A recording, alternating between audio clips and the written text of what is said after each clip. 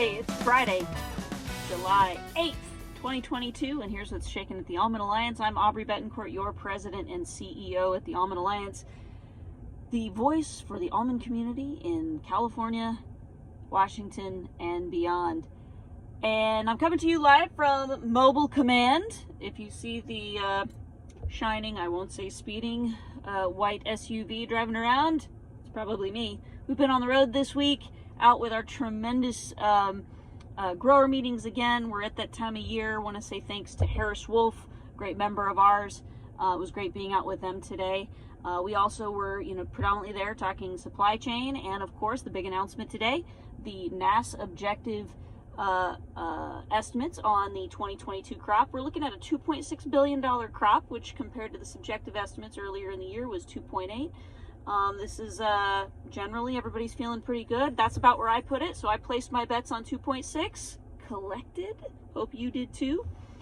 We do still have that big backlog coming in. We're going to get new numbers on what that carryout number is in next week's June position report from the Almond Board. So we're looking forward to that. And really, once we get that number combined with the 2.6 number, we'll have a better idea of kind of what to expect from a market perspective. But I think combined with, keep moving product. As you know, we've been opening up supply chain avenues. Please contact us. We are going to be hosting some broader trainings, and we're going to have an update on those rates and services and products being available through our various carrier and booking service options, a lot of which you already work with. So you'll want to be a member of the Almond Alliance. You're going to want to sign up with us to be involved in those trainings coming up in the next 5 to 7 days. In that space. So that's critical to moving product, and then we're going to have to start talking about what's going on in the international market space and tariffs and things like that. But it is important that we keep moving product because of that backlog. Kind of similarly, at the same time this week, we got the big announcement from USDA. Finally, a Secretarial Disaster has been issued for the February freeze. So if you were affected in that, especially our northern counties, please reach out, look at our social media. We have it posted there. And similarly, we have more information for you at fsa.usda.gov or go to farmers.gov as well. But we also have the links on all of our social media to open up a couple of different avenues and more resources and relief for you there. We're going to make sure that your insurance companies know all of this, and we are going to continue to work on getting that NAP coverage for our first year harvest trees. We know that that's a kind of a blind spot in services and resources available to us. So that's something we keep working on, and we are appreciative of our friends at USDA for their responsiveness on that.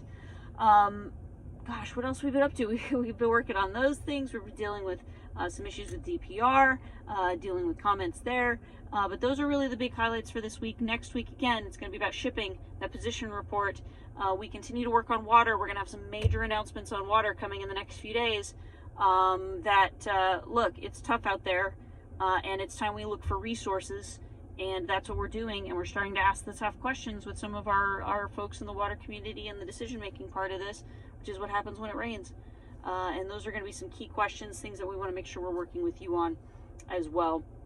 We also had great sit-down meetings this week with Congressman Costa, as well as Congressman Conway, and USDA Undersecretary Lester-Moffit. It was really great to have a frank conversation around supply chain and some of the work that we've been doing in that space, and we were able to bring not just our perspective, but the perspective of our partners in trucking and elsewhere, which also brings us to trucking. We are keenly aware of the Supreme Court's decision on AB 5 and its effects on trucking, so we are partnered with some of our strategic partners on the transportation side, looking for what our options are there, something we're tracking very closely because we know it directly affects us in our industry, and we're so much more sensitive to it now, especially with the supply chain disruptions that we've been dealing with. So thanks to those good partnerships, they know they can rely on us, and we're right there with them trying to solve the problem and address these issues. So we are paying attention to that as well. We're looking at stuff on energy next week and a number of other issues. Pollinators, we're still working on our great partnerships with Great Valley Seeds, expecting an announcement there as well.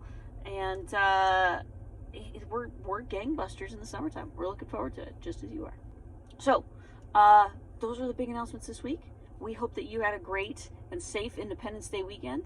We hope that you are enjoying the calm before the storm of harvest coming in just a few weeks, and we hope that you're staying safe and doing well out there. Again, sign up at almondalliance.org if you want more information.